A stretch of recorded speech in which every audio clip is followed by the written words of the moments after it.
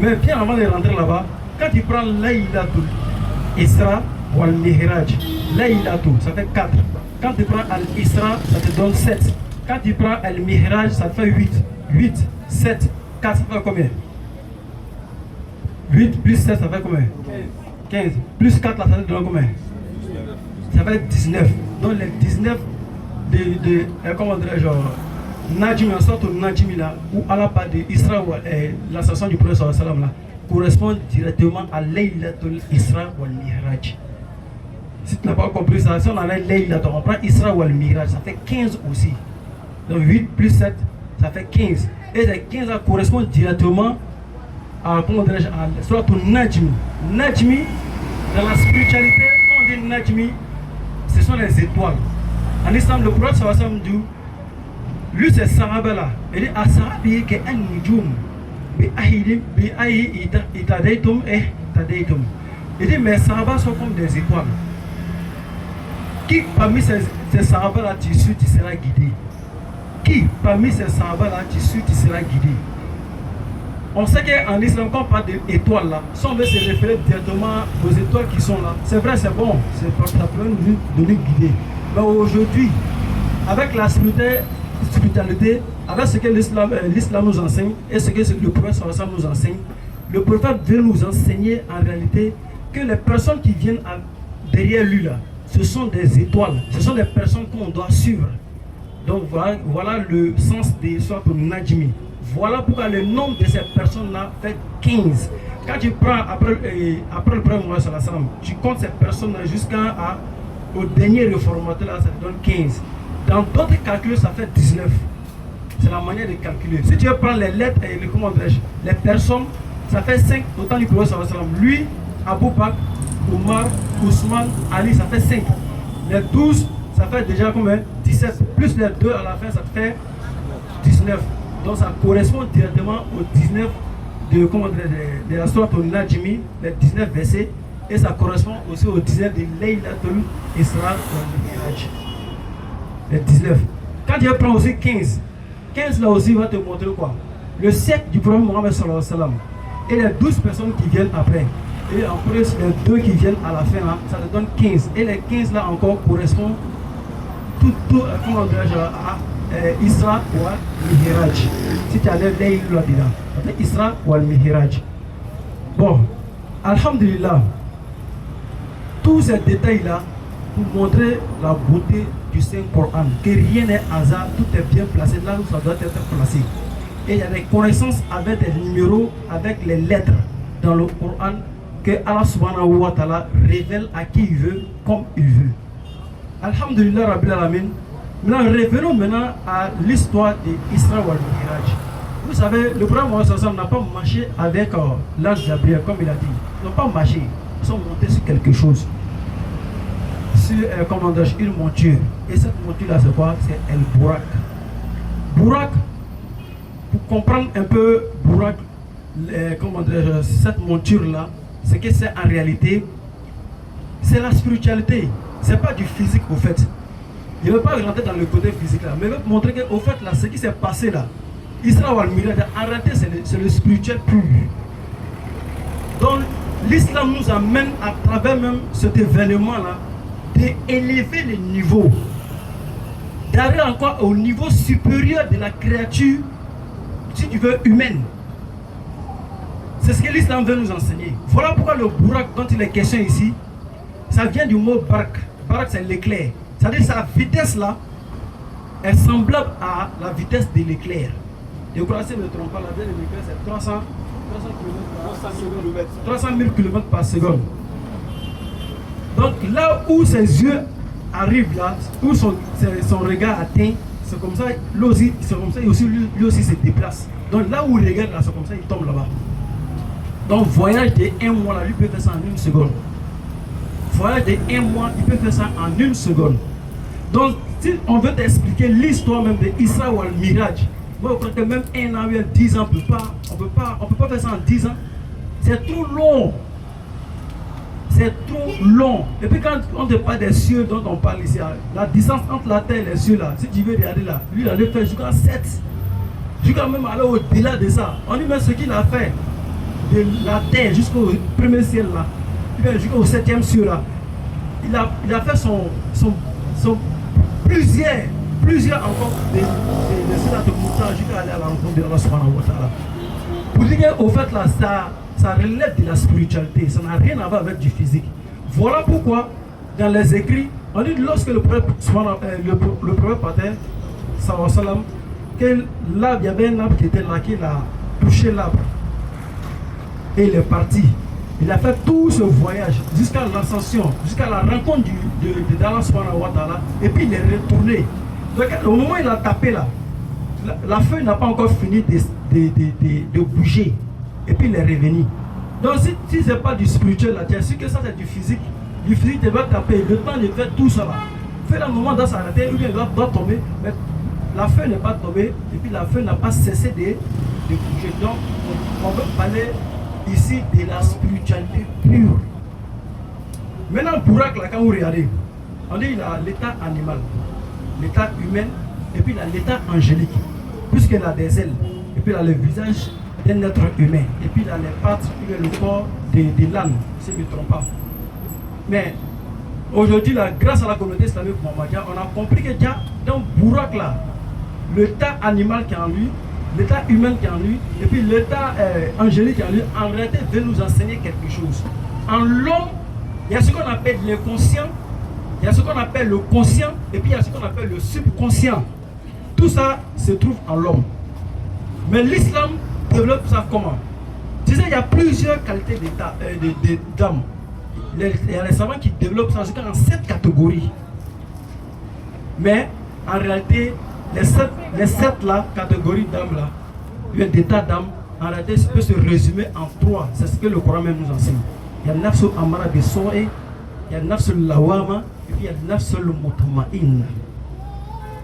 Nafsul amara bisoe, ça c'est l'âme incitatrice au mal. C'est l'âme qui te pousse à poser des actes blâmables, répréhensibles, répugnants, inadmissibles.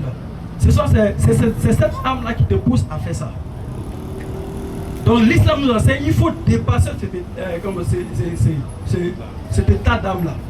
Parce qu'en ce moment, tu as l'état animal. Tu es inconscient, tu ne sais pas ce que tu fais. Donc l'islam te dit, il faut dépasser ce niveau-là. Parce que ce n'est pas un niveau appréciable. Parce que tu fais le mal. Tu ne sais pas pourquoi tu fais le mal. Puis tu es dans le mal et puis tu te plais encore dans le mal. C'est ça qui est le problème. Tu es dans le mal, tu es en train de poser le mal et puis tu te plais dedans. Tu ne sais même pas ce que tu es en train de faire, que c'est mauvais. Pour encore comprendre d'une autre manière. Ce sont ces personnes-là qui ne peuvent pas se retenir. Si c'est un être humain, il ne peut pas se retenir. Il agit, parce que lui, il est fâché par aujourd'hui, la colère. La colère emporte beaucoup de personnes. À travers la colère, aujourd'hui, on garde beaucoup de choses. Parce que tout dépend du cœur. Tout dépend du cœur. Voilà pourquoi le prophète sallallahu alayhi wa sallam a dit, il dit, il y a un morceau en être humain qui, quand ce morceau-là est bon, tout est bon. Quand c'est mauvais, tout est mauvais. Mais il parle du cœur. Voilà pourquoi un jour, quand quelqu'un a demandé au prophète sallallahu alayhi wa sallam, il dit, comment faire pour avoir la vie éternelle? Comment faire pour rentrer au paradis? Le prophète a dit sallallahu alayhi wa sallam, ne te fâche pas. Il n'a pas dit qu'il faut prier beaucoup. Hein. Il n'a pas dit qu'il faut gêner beaucoup. Hein. Il dit qu'il ne faut pas te fâcher. L'attaque d'âme. C'est ça, non? Il dit qu'il ne faut pas te mettre en colère. Ah, dans le fait de te mettre en colère, est à la base, est la mère de tout péché. La mère de tout péché. Donc celui qui sait se contrôler, en réalité, c'est celui-là même qui a gagné. Donc la prière dont on est en train de parler depuis là, la prière, là, son objectif en réalité, c'est pour contrôler le cœur. C'est pour contrôler. Parce que quand le cœur est contrôlé, les membres, la tête et l'autre, là, ils ne font que suivre. Hein. Son rôle même, c'est ça. Scientifiquement parlant, quand tu regardes même, le cœur même, il pompe le sang. C'est lui qui alimente le corps. Tel qu'il alimente le corps, là, physiquement, c'est comme ça, spirituellement aussi, il alimente le corps. Il alimente aussi l'âme. Voilà pourquoi Allah n'a pas trouvé un autre endroit où il peut lui-même siéger ou bien être, si ce n'est le cœur des musulmans. Le cœur là, c'est très important. Voilà pourquoi Allah aussi a dit aussi, le prophète a dit sallallahu alayhi wa sallam, il dit Allah ne regarde pas le physique là. Non, lui ça l'importe peu. Mais il regarde tout, plutôt, il a qulubikum wa a'malikum. Il regarde ce qui est dans ton fort intérieur. C'est ce qui l'importe. Et puis il regarde maintenant tes œuvres. Pour comprendre autrement, quand tu regardes la parole du prophète sallallahu alayhi wa sallam, moi il a dit toujours, il a dit on n'a pas besoin d'avoir beaucoup de matériel pour gagner Allah, jamais. Tu n'as pas besoin d'avoir peut-être d'argent, il faut avoir beaucoup d'argent pour avoir Allah, c'est faux. Ce dont tu as besoin qui est le plus important là, il faut rendre sain ton esprit. Il faut avoir une bonne intention. Même quand tu n'as pas, même quand tu ne poses pas l'acte, tu n'as pas les moyens de poser l'acte. Parce que le prophète a dit ça, il n'a mal à Amalou. Il y a beaucoup de personnes le jour de Yaoumal Kiyama, ils vont partir trouver des œuvres, des grandes œuvres qui n'ont pas fait sur cette terre-là. Devant eux, à la base donner cette récompense-là. À cause de quoi? À cause de la bonne intention qu'ils ont. Donc tout acte en réalité dépend de l'intention que nous animons. Voilà pourquoi il faut chercher à rendre sain ton intention. Si tu vas aujourd'hui, on souffre là. On n'arrive pas à se comprendre là. Dans les foyers, au travail, dans les lieux publics et autres là. Surtout même dans les foyers, ça s'appelle les intentions ne sont pas bonnes. Si déjà on a cherché à corriger les bonnes intentions là, ce que moi je veux pour toi c'est le bien. Peut-être je n'arrive pas à mettre ça en exergue. Il faut m'aider. Faut m'aider. Quand tu vas m'aider là, peut-être que ça va arriver loin. Ou bien peut-être qu'on va avoir un bon chemin. Mais déjà l'intention, la femme elle sent que toi tu n'as pas une bonne intention avec peut-être elle. Toi aussi tu vois, bon, elle est bizarre, bon, en train de dire, supposer, conjecturer. C'est ça qui va avoir toujours problème. Il ne faut pas rentrer dans les détails. Il ne faut pas toujours dire pourquoi. Comment elle peut faire ça? Pourquoi toi tu penses qu'elle a pensé comme ça? Pourquoi toi tu peux penser comme ça? C'est là qu'il y a toujours problème chez nous. Si tu n'as pas pensé qu'elle a pensé comme ça, là, où est le problème là? Même si c'est le cas, il va tenir là. Mais toi dans ton intention, sois toujours bon. Cherche à faire toujours le bien. Tu seras récompensé par le bien. Al-Jaza al-Ihsan ilal. La récompense du bien n'est que le bien. Moi, il ne faut pas en aller loin. Affaire de Dieu là, c'est pas arriver loin. Tout près là, on n'a qu'à arranger, le reste là, ça va venir. On n'a qu'à commencer par quoi? Avoir une bonne intention. Si tu as eu une bonne intention, c'est cette intention là, les bonnes intentions que tu auras là, c'est ça qui va te donner un cœur pur, un cœur saint. Et ensuite, quand tu lis le Coran, ça fait nourou à la nourou. Et puis automatiquement, ça jaillit dans les œuvres, telle que la lumière. Est-ce qu'on se demande comment est-ce que la lumière est allumée? Pourquoi elle donne de la lumière? L'ampoule est allumée plutôt. Pourquoi elle donne de la lumière? On oublie qu'il y a une énergie qui est en train de venir. L'énergie est en train de passer en deux fils. Est-ce qu'on voit tout ça là? Nous, tout notre objectif là, c'est la lumière là seulement. Quand la lumière est là, on dit ah la lumière est là. Mais où c'est quitté là ce qu'on a cherché à comprendre? Ça veut dire qu'il y a des choses là, ça quitte depuis quelque part. Depuis quelque part, et puis voilà, aujourd'hui ça donne la lumière. Donc, essayons de purifier nos intentions. Et ensuite, nos cœurs seront purs, propres. C'est ce qu'il voulait faire comprendre par là. Voilà pourquoi le prophète sallallahu alayhi wa sallam nous enseigne toujours. En toute action, il faut d'abord une intention. Toute action, tout acte, il faut une intention. Par exemple, le jeûne. On dit même si tu dois jeûner les 30 jours, il faut d'abord prendre l'intention en vain. C'est-à-dire à la veille, on sait que c'est demain que le jeûne. On doit prendre l'intention dès maintenant de jeûner les 30 jours, ou soit chaque jour. Avant de manger le sourd, tu prends l'intention de jeûner. C'est ainsi ton jeûne sera valide. Sans ça, ton jeûne n'a pas de mérite. C'est de la même manière aussi la prière. Si ça on va trop loin, mais on oublie que là où on doit commencer là, que c'est là. Or si tu as raté le début là, quelle destination tu cherches? Tu cherches quelle destination? Si tu as mal commencé, tu vas mal terminer. Il y a des affaires. Il faut toujours avoir un moyen pour toujours bien commencer. C'est ce que le prophète nous enseigne par là. Même avant de construire peut-être un immeuble, tu vas faire un plan. Si le plan là, tu as raté là, lui-même là, tu vas te passer comme ça, lui-même ça va tomber. Parce que le plan là, tu as raté. Donc le plan en islam, là, c'est l'intention.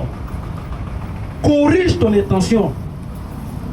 Aie toujours de bonnes intentions envers ton frère. Cherche à l'aider. Voilà pourquoi le prophète nous enseigne encore. Moi, je ne voulais pas dire à faire des rencontres de Dieu là, mais l'intention là, c'est un problème. Parce que là, c'est un souci. Le prophète nous enseigne le fait de prier pour ton frère là. Le fait de prier pour ton frère. Quand voilà mon frère Ben. Moi, je le connais. Voilà pourquoi il est bien d'être tous ensemble. Il a profité pour les gens n'ont pas venu au grain. Quand on vient au grain, on se connaît. On arrive, on se connaît, on arrive à se connaître et connaître la position de tout et chacun. Quand on entend telle personne est venue, elle est malade, on peut prier pour la personne. C'est très important le fait d'être ensemble là. Le frère il est peut-être qu'il a un souci. Là, il y a sa femme qui a un problème, un truc comme ça. Bon, même ça l'arrivait même. Alors même c'est pourquoi je l'ai pris comme exemple. Lui, au moins sa femme était enceinte. Ils sont partis, ils partaient à l'hôpital. Arrivé à l'hôpital net, moi, à la fin qu'il était au travail, je me suis couché un peu, j'ai fait un songe sur sa femme. J'ai vu, elle souffrait. Dans cette bureau, elle souffrait. Je l'appelais directement. Parce que j'étais au courant un peu de la situation chez lui. Je l'appelais directement. Ah, Ben, c'est comment? Et madame, et qu'ils sont à l'hôpital là. Elle dit, ah bon? Il dit, bon, moi, il vient de faire un songe, voilà ça, voilà ça. Bon, il n'est pas demandé, mais j'ai compris que je vais même prier pour elle. Donc, j'ai profité en même temps, j'ai prié avec lui. Et quand la facilite, c'est quoi on a peur là? C'est Allah qui connaît ce qui est bon pour nous. Ce qui est mieux pour nous, on a nous faciliter. Parce qu'en ce moment-là, lui, il est déboussolé. La femme aussi, elle n'a pas d'autres alternatives si ce n'est pas pour accoucher propre. C'est ce qu'elle avait besoin. Donc lui, il fallait l'appeler pour le soulager. Et puis pour montrer que je suis de cœur avec toi, même si je ne suis pas en face de toi. Quelques minutes après, j'appelle que ça ne va pas, que c'est comme ça. C'est ça, donc. C'est passé, ça fait un truc là, un bon temps où ça n'allait pas. Mon méthode au travail, il n'est pas à l'aise. Parce que notre objectif, c'est la couche. On dit qu'il y avait pour une intention, c'est ça, non? Donc par la grâce de Dieu, les minutes qui ont suivi, après moi j'ai appelé, on dit que c'est là qu'il y a Madame Djigila, elle dit Alhamdulillah Rabbil Alamin. Ça vous dit quoi? Il y avait du quoi par là. Souvent prier pour ton frère là, prier pour ton frère et ta soeur. Ça montre que tu es en train de prier pour toi. C'est comme c'est du boomerang, c'est ce qu'on a pu le dire. Ce que tu fais là, ça va et puis ça revient. En réalité, tu es en train de faire pour l'autre, mais ça revient chez toi. Voilà pourquoi il faut prier pour l'autre, même quand tu ne le connais pas. Prie pour lui. Il y a un mesquin qui m'a dit une fois, Youssouf connaît, Imam Youssouf connaît, il m'a dit une fois, il dit à chaque fois que dans la rue, là, quand lui, il marche, il va dans ce truc, quand il dit qu'il voit une femme enceinte, lui ne peut pas se retenir si ce n'est pas prier pour elle. Qu'elle soit chrétienne ou musulmane, il va prier pour elle. Moi, ça m'a tellement plu, ça m'a marqué, ça fait que c'est rentré au moment de mon habitude. À chaque fois que moi aussi je vois une femme de telle situation, difficulté, je me rappelle déjà de ce qu'il a fait et je fais pareil aussi. Je sais que non, c'est tournant. Il y a des trucs qui tournent. Ce n'est pas pareil, c'est chez lui là. Un jour ça va venir chez toi. Un jour ça va venir chez l'autre. Donc, il faut prier pour l'autre. Le jour ça va venir chez toi, ils vont prier pour toi.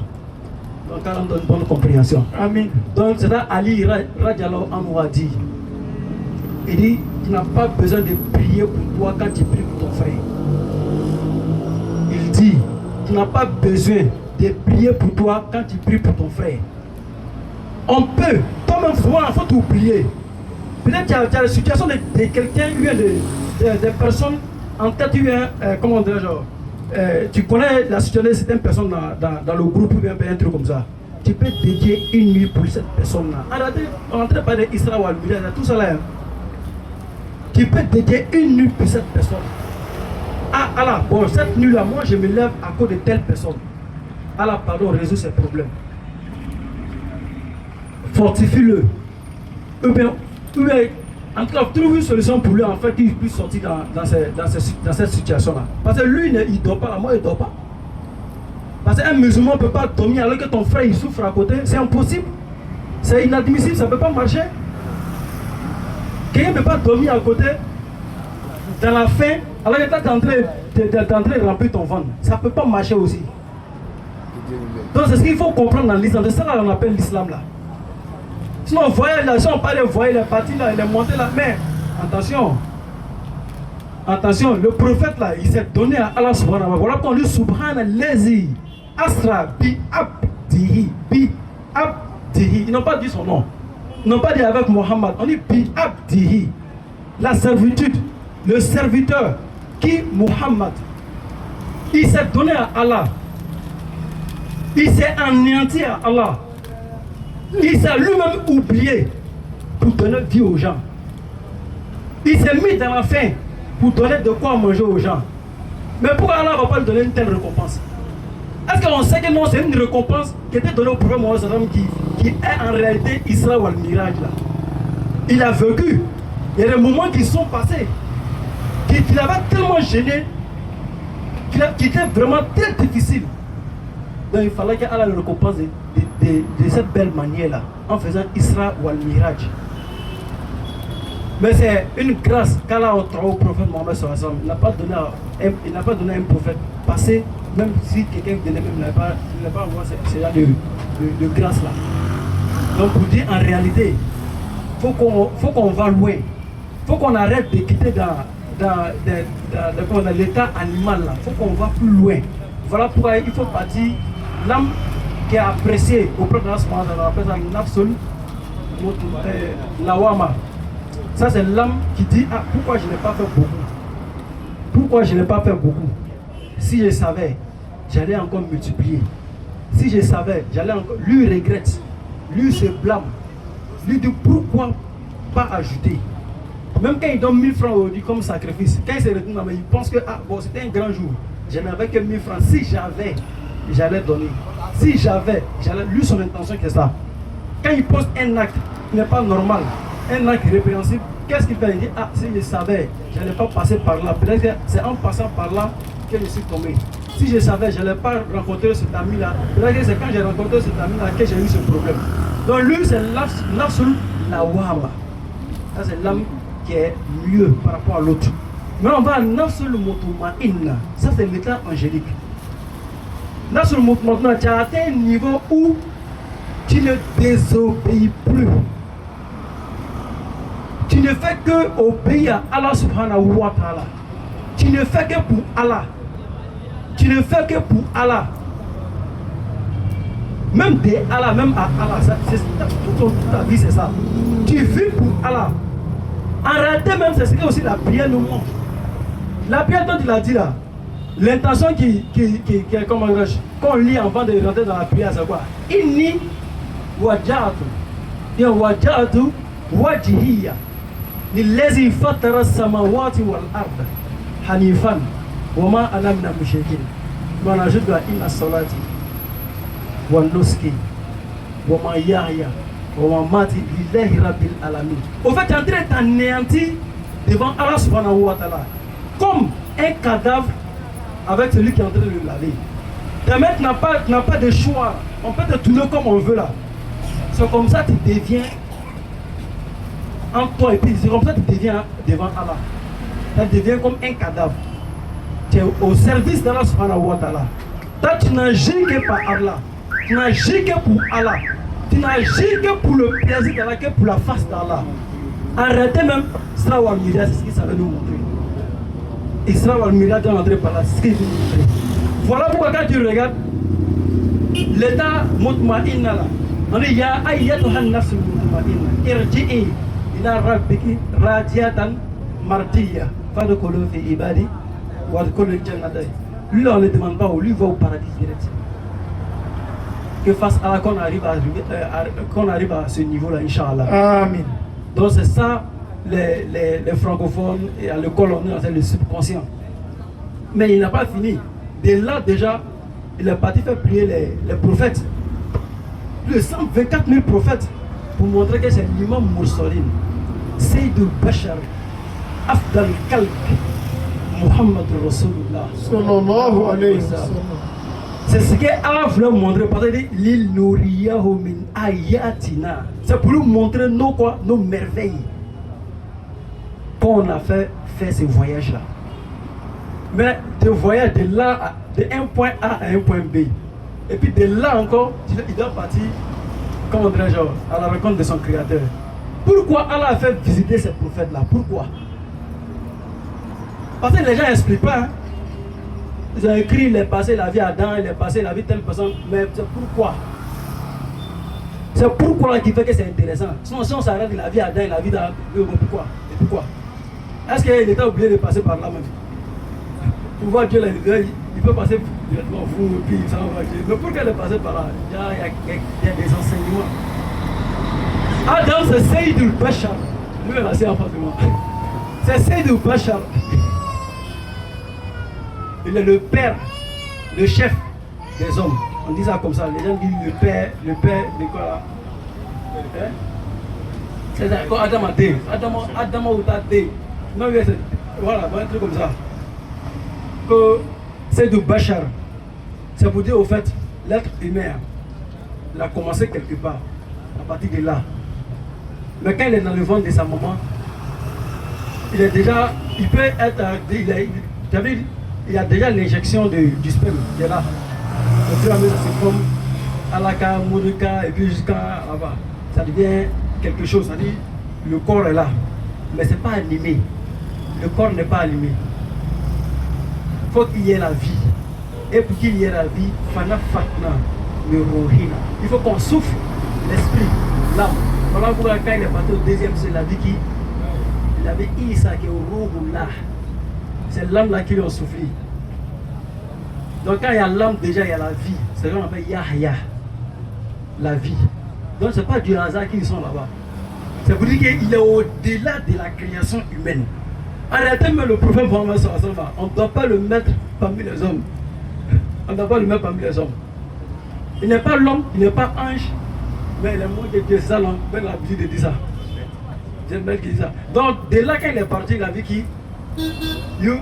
C'est qui? Youssouf alayhi salam, au 3e cieux. Mais Youssouf, c'est quoi? Il symbolise quoi? La beauté. La beauté. Allah dit, la carte Innal insana fi ahsan takwin. Allah a créé l'homme de la plus belle manière. Voilà pourquoi quand l'homme vient au monde là, quand il y a la vie, quand il vient au monde là, il est joli au fait. C'est deux pieds, 2 bras, sa tête, tout le monde est content. Parce qu'il y a une nouvelle naissance. Et puis il n'y a pas de vilain, il y a peu vilain. Quand il vient, il est joli. Donc tout le monde est content, il n'y a pas de vilain. Il n'y a pas de vilain. Donc quand il vient, il est propre, il est intéressant. Chacun veut l'attraper, chacun veut. C'est comme ça, c'est la beauté au fait. C'est la beauté de la création qu'elle avait manifestée. Donc c'est ça que Youssouf alayhi salam. Donc au-delà de ça, qui vient encore? C'est Idriss. C'est l'homme n'a de valeur que par la connaissance, que par la raison. Si l'homme est, comment dirais-je, dénué, bien éloigné, l'homme n'a pas la connaissance, bon, il n'a pas de valeur quoi. Regardez un peu ici.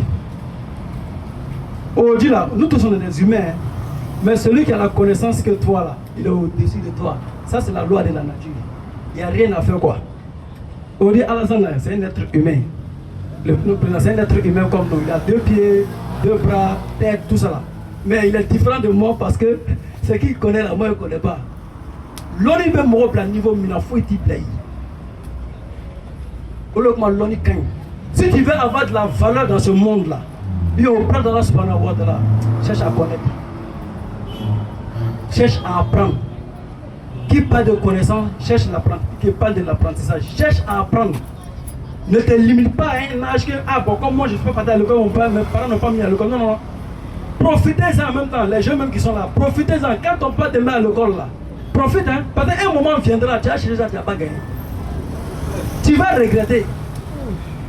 Arrivé un moment, tu vas regretter. Donc ce qui est mieux pour toi là, c'est maintenant. Nous sommes, on savait que ce moment allait arriver, puis qu'on allait regretter là. On allait retourner le temps. On n'allait pas jouer, on n'allait pas partir s'amuser avec les amis qui perturbaient les coups, qui lui disaient, oh, laisse ce monsieur là. On incitait les professeurs là comme ça. Laisse ce monsieur à sa grosse tête là. Les gens sont en train de se reposer, lui il est en train de venir, il est en train de venir emmerder les gens. Mais c'était de l'erreur. Quelqu'un qui te procure la connaissance. Mais ça veut dire on comprend que déjà on a raté un grand truc. Mais maintenant, on est vieux, maintenant on cherche à rattraper ça, mais avec beaucoup de difficultés. On dit non, Koko Kachare, Koka, ouais, mais Kobe Chare. Quand tu vas faire un truc, tu vas faire un truc, tu vas faire un truc, tu vas faire un truc, tu vas faire un truc, tu vas faire un truc, ni nana tuma dɔ la ni ko i b'a kɛ na a bɛ gɛlɛya fo ka tɛmɛ ni ma kɔlɔsi i bɛ dɛsɛ ka bila o de ye lɔnni ye lɔnni voilà pourquoi il y a un savant qui dit les arabes disent il dit la connaissance là apprendre un enfant c'est comme si tu es en train de graver ça sur une pierre mais un vieux là c'est comme si c'est comme tu es en train d'écrire dans le sable si le problème vient seulement avec ta passer avec ta. Mais si tu as gravé ça sur le pied là, l'enfant là, voilà pourquoi quand on est petit là, on peut accumuler beaucoup de choses en même temps. Même si tu apprends 10 langues à l'enfant là, à pas perdre. Même si c'est 10 langues à pas perdre. Voilà pourquoi il y a un moment de la vie de l'être humain là, il ne faut pas rater. Si tu as raté, regarde les dès que tu es là, il faut que quand tu es petit, quand tu rates cette vie là, c'est fini. Il va rater où? Il faut l'arrêter ça. Il faut l'arrêter ça. Tu as fait semblant, tu as fait petit devant les gens. Alors qu'un temps fut où tu pouvais faire ça, tu as négligé. Un temps où les parents te frappaient, tu pensais que c'est eux qui sont tes ennemis. Maintenant, aujourd'hui, voilà. Eux, ils sont fatigués, toi, tu es fatigué. Toi, tu dois venir l'aider, mais tu ne peux pas l'aider parce que tu as bougé ton temps. Et puis les parents aussi qui négligent le fait même de mettre l'enfant à l'école ou peut-être apprendre là. Ça encore c'est une erreur. C'est pas normal. Allah n'impose pas une charge sur l'être humain qu'il ne peut pas supporter. Non. Si Allah te donne quelque chose là, il va te donner les moyens de pouvoir en prendre soin. Si c'est une femme, il va te donner les moyens. Si c'est un homme, il va te donner les moyens. On n'est pas obligé de devenir tous riches. On peut vivre selon les moyens qu'Allah nous a accordés. On n'est pas obligé d'être riche. C'est ce qui nous fatigue aussi. Hein. Parce que nous on a l'impression que lui là, comme il roule dans la voiture, moi je repars dans moi, il me croit qu'il se croit maudit. Qui a dit qu'il est maudit? Qui a dit que lui la voiture là, ça veut dire qu'il est béni? Qui t'a dit ça? Voilà pourquoi il faut connaître ta religion. La richesse ne réside pas dans le bien matériel, mais plutôt dans l'âme. Cherche à assainir ton âme. Cherche à assainir ton âme. Cherche à te rendre propre. C'est très important. Donc arrêtez. Srawa Mirada, c'est ce qu'il savait nous expliquer. C'est ce qu'il vient nous enseigner. Le déplacement du prophète, c'est ça là. Dans la vie, il faut chercher à te déplacer pour pouvoir monter. Quand tu vois ça va pas là, déplace-toi. Même Srawa Mirada nous enseigne ça. Déplace-toi. On n'est pas obligé de te figer dans le même coin là. Ça ne va pas te mettre dans le même coin. Quitte là, qui t'a oublié de rester là dans le coin? La tête là est vaste. Tu n'arrives pas à t'en sortir là, va là. Ça ne marche pas, va ici. C'est comme ça l'ascension là on gagne. Quand tu ne te déplaces pas, tu ne peux pas monter. Ça c'est impossible. En fait, l'histoire d'Isra ou Al-Mila, c'est ça là qui sort dedans. Non, il est parti là, il est rentré là, il est monté là, il a rencontré. Oui. Ouais, mais nous on retient quoi? Nous on vit comment? Avec ça là, on vit comment? Tu as un lieu de travail, ça ne va pas, bouge. Tu as appris un métier, ça ne va pas, bouge. Tu es dans une famille, ça ne va pas, bouge. Tu as une femme, ça ne va pas, prendre des. Prends 2, ça va pas prendre 3, ça va pas prendre 4. Dans tous les cas, il faut bouger. En fait, c'est un enseignement qu'on veut faire sortir. J'espère qu'il me fait comprendre. Il faut bouger. Sinon, tu ne vas pas monter, c'est impossible. Le problème, il a fallu qu'il quitte le Masjid al-Haram pour un Masjid al-Aqsa. C'est loin. Sinon, mais ça ne va pas dans un pays, là, va dans un autre pays. C'est pas mauvais. Ça ne va pas d'un coin, va dans un autre coin. Inch'Allah, ça ira. Le seul problème, il ne faut pas dénaturer ta religion. Il ne faut pas perdre ta foi. Il ne faut pas perdre ta foi. Ça ne va pas ici, là, va ici. C'est vrai, c'est Allah qui donne. Il ne faut pas faire comme nos frères là. Lui, il va s'asseoir et puis lui, il est en train de zikr. Lui, il ne cherche pas à travers, lui, il zikr. Comme si l'argent les a quittés en haut pour verser sur les gens. Il a oublié que sa religion lui enseigne de travailler. Alors, ils sont nombreux comme ça dans les mosquées. Hein. Et puis, le verset qui dit là, c'est ça, les trucs comme ça, ils sont. Il faut donner ta vie à la pile assis. À sa foi, Wallah, ça ne peut pas. Le fait de quitter ta maison, là, laisser ta famille dans la maison, là, tes enfants dans la maison, là, et puis prendre le chemin, là, couper ton sommeil, le plaisir, là, et puis prendre le chemin, aller chercher du risque. La substance de Dieu, là, Le prophète a dit ça, et puis quand tu te retournes, tu viens à la maison, c'est bon ou c'est pas bon, alors explique tes péchés de la journée. C'est le prophète qui a dit ça, c'est pas moi. Dans le travail, c'est une adoration. Le fait de rester simple comme ça, ne rien faire, c'est ce qui envoie le banditisme. Tu vois les gens en train de prendre drogue là, c'est ce qui envoie, parce qu'il ne fait rien. Quelqu'un qui ne fait rien là, qu'est-ce qui va venir dans sa tête? Il va chercher la facilité. Ce qui est facile là, c'est-à-dire quand tu places là, en même temps tu as ça là, c'est ce qu'il lui veut. Pour quelqu'un n'est qu'à tomber, lui n'est qu'à prendre. Quelqu'un a déposé quelqu'un, lui n'est qu'à aller prendre. C'est la facilité seulement lui-même. Il ne sait pas qu'on chauffe le corps pour avoir. Il ne sait pas qu'il faut réfléchir longuement pour avoir ça. Les gens, vous voyez les riches là, ils ne sont pas bêtes, hein. Ils ne sont pas bêtes, hein. Ils réfléchissent fort. C'est vrai, quand tu es au soleil, tu prends d'abord, tu as été roulé, tu crois qu'il y a des gens qui travaillent plus que lui. Mais vous voyez, c'est le saut qu'on veut prendre, mais Allah qui nous va carrément. Ce qu'ils font là, Allah qui nous va. T'es bon, t'es là, t'es bon.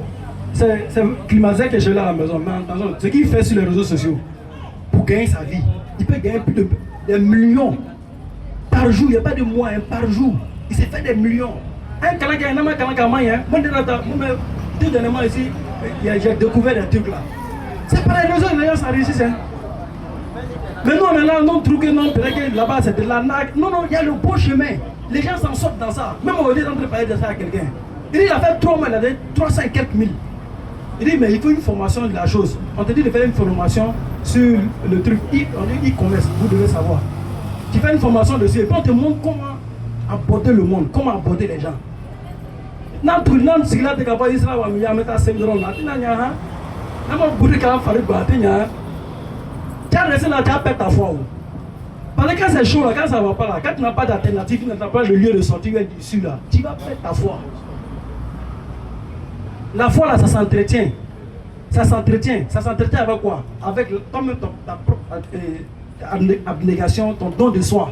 Sortir, travailler, bouiller, et puis prier Allah. C'est comme ça marche. Quand tu es dans la mosquée, toi tu es au premier rang. Parce que le prophète a dit d'être au premier rang. Quand il s'assoit, il fait zik. Quand les gens disent salam alaikum, ils sortent là, lui il est assis, parce que c'est lui qui est waliou. C'est l'intermédiaire là où. Dans le dialogue à Famara Konyama Lakagama. Donc il voulait parler de la rencontre d'Allah subhanahu wa ta'ala et le prophète sallallahu alayhi wa sallam. Il dit les. Sinon on allait parler de Allah et puis Muhammad. La rencontre là, ça veut dire quoi? Est-ce que nous on n'a pas aussi rencontré Allah?